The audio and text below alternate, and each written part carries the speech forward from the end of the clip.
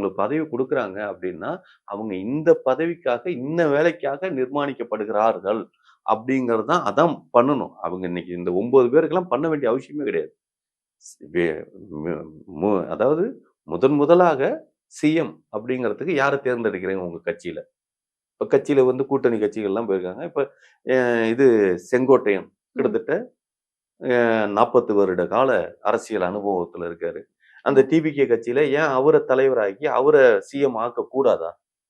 அரசியல் அனுபவம் விஜய் கிட்ட இருக்கா? செங்கோட்டையன்ட்ட இருக்கா? அ செங்கோட்டையன். அப்ப செங்கோட்டையன முதலமைச்சர் ஆக்கியிருக்கலாமே! ஏன் ஆக்கல? சொல்லுங்க. அதுக்கு பதில் சொல்லுங்க. எனக்கு அரசியல் அனுபவம் நல்லா ஒண்ணு தெரிஞ்சுக்கங்க. விஜயே ஒரு சில பேட்டியிலேயே சொல்லியிருக்காரு. என்ன சினிமாவுக்கு வரணும்னா என்ன வேணும்? அப்டின்னா, ஃபர்ஸ்ட் அனுபவம் வேணும். அப்படின்னு.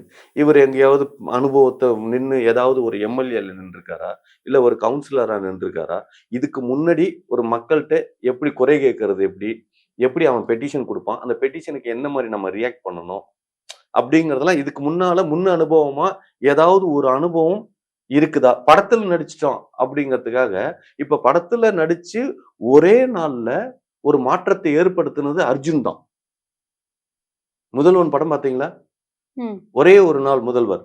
அத்தனையும் மாத்தி அமைச்சுட்டு போயிருவாரு. ம். இப்ப அந்த மாரி இவரு அந்த மாரி பண்ணிருவாரா? இல்ல ஒரு செங்கோட்டையனுக்கு முதலமைச்சர் குடுக்காம, அந்த கட்சி சார்பா தானே கட்சிகள் தானே முடிவு பண்ணுவாங்க.